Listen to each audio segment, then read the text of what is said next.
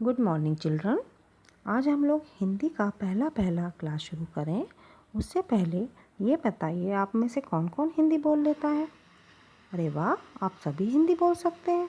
ये तो बहुत अच्छी बात है। पर क्या आपको मालूम है कि हमारी हिंदी भाषा के ये सारे शब्द कहाँ से आए हैं? नहीं ना? चलो आज मैं आपको बताती हूँ। जैसा कि आपको पता होगा कि हमारे बुक सेट के साथ हमें हिंदी पाठ्यक्रम की 2 बुक्स मिली है। एक है उल्लास हिंदी व्याकरण और दूसरी है संचिता। तो आज हम उल्लास हिंदी व्याकरण से शुरुआत कर रहे हैं, क्योंकि बच्चों, व्याकरण को समझे बिना हम किसी भी भाषा को सही तरह से नहीं समझ सकते। तो देर किस बात की, चलिए हम सभी अपनी अपनी उल्लास बुक खोलते हैं और पहले चैप्टर पर आते हैं। अरे वाह, पहला चैप्टर, ये तो वर्ण या वर्णमाला है। यह तो हम सभी ने केजी क्लास में पढ़ी है ना? आप लोग यही सोच रहे होंगे। बिल्कुल सही, आप सब ने केजी क्लास में वर्णमाला को पढ़ा है और लिखा भी है और याद भी किया होगा। परंतु कोई बात नहीं, आज हम फिर से इस वर्णमाला को रिवाइज करेंगे। अब आप सभी मेरे साथ पढ़ेंगे। मुख से निकली वह ध्वनि जिसके टुकड़े नहीं किए जा सकते वर्ण या अक्षर कहलाती है। वर्ण 2 प्रकार के होते हैं, स्वर तथा व्यंजन। हिंदी भाषा में 11 स्वर तथा 33 व्यंजन होते हैं। स्वर तथा व्यंजनों के समूह को वर्णमाला कहते हैं। तो बच्चों, आपने देखा इन 3.5 लाइनों में कितनी सारी जानकारी छिपी है ना? सबसे पहले तो हमने ये सीखा कि वर्ण क्या है। वर्ण वो अक्षर है जिसको हम आगे तोड़ नहीं सकते, है ना? जिसके आगे हम टुकड़े नहीं कर सकते।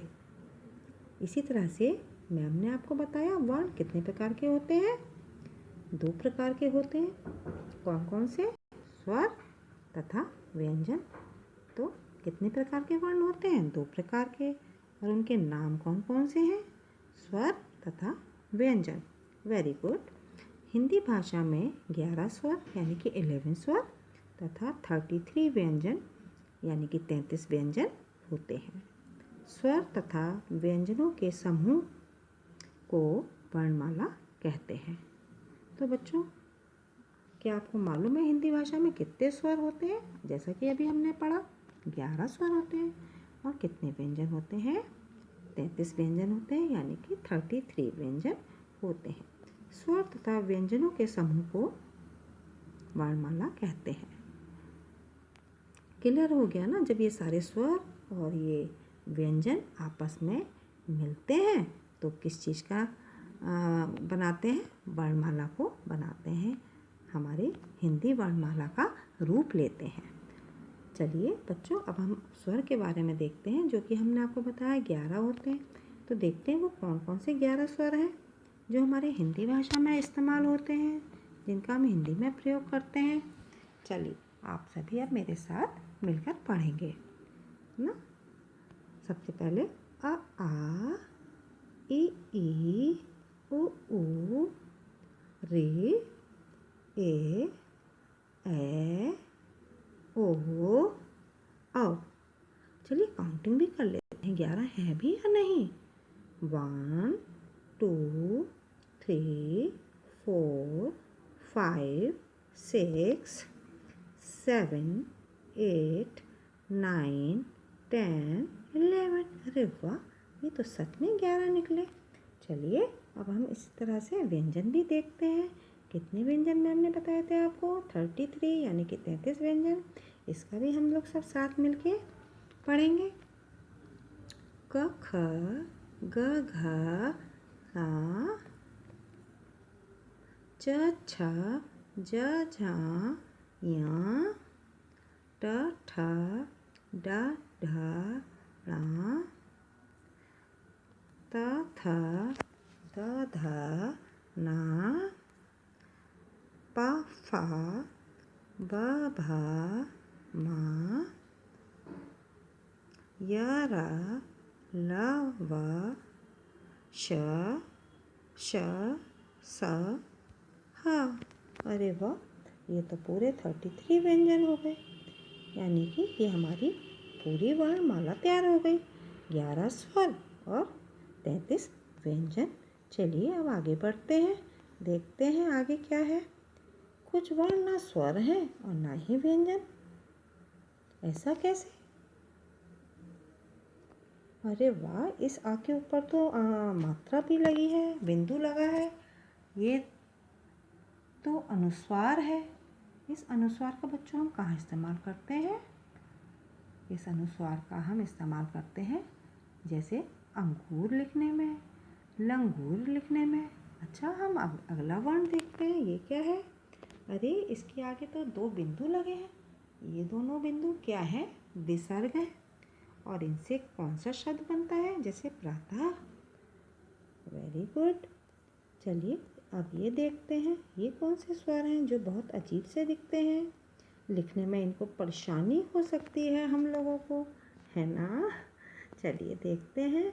ये है छ, त्र, ज्ञ, श्र। अरे इनको तो लिखने में बहुत परेशानी का सामना करना पड़ता है ना? ये अलग क्यों है? देखते हैं। चलिए, संयुक्त व्यंजन 2 वर्णों से मिलकर बनते हैं। ये इसीलिए अलग हैं क्योंकि ये 2 वर्णों से मिलकर बने हैं। जैसे क प्लस श, छ, शा, जिसे हम कक्षा लिख सकते हैं। त प्लस रा, त्र, जिसे हम त्रिशूल लिख सकते हैं।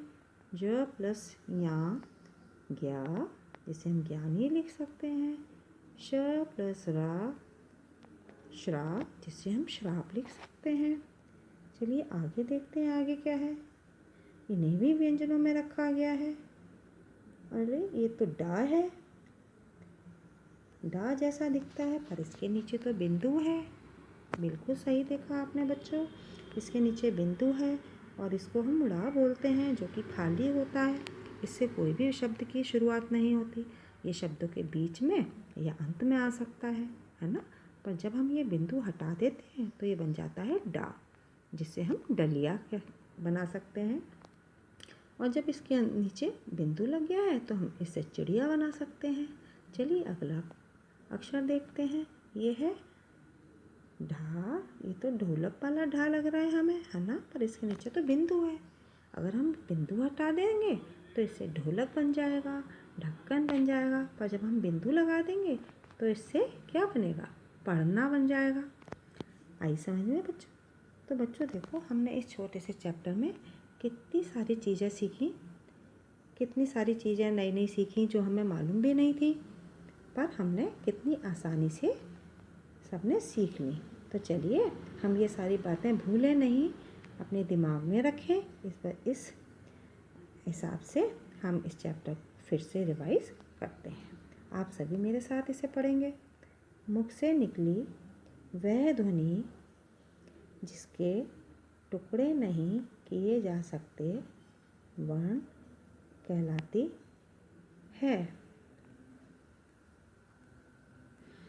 वर्ण 2 प्रकार के होते हैं, स्वर तथा व्यंजन। हिंदी भाषा में 11 स्वर तथा 33 व्यंजन होते हैं। स्वर तथा व्यंजनों के समूह को वर्णमाला कहते हैं। तो इस तरह से बच्चों आज हमारा ये चैप्टर पूरा हुआ। आपने अपनी मैम को इतने ध्यान से सुना, इसके लिए thank you so much. Have a nice day. और मैम इससे रिलेटेड वर्कशीट आपको देंगी जो आपको फिल करनी है, और आई होप आपको उसे सॉल्व करने में कोई भी प्रॉब्लम नहीं आएगी, क्योंकि सारे क्वेश्चंस इसी चैप्टर पर बेस हैं। और अगर कोई आपको प्रॉब्लम आती भी है तो चिंता की तो कोई बात नहीं, क्योंकि आपके मम्मी पापा तो आजकल आप ही के साथ हैं, वो किसी भी समय आपकी हेल्प कर सकते हैं, है ना बच्चों? Okay, thank you so much. Have a nice day.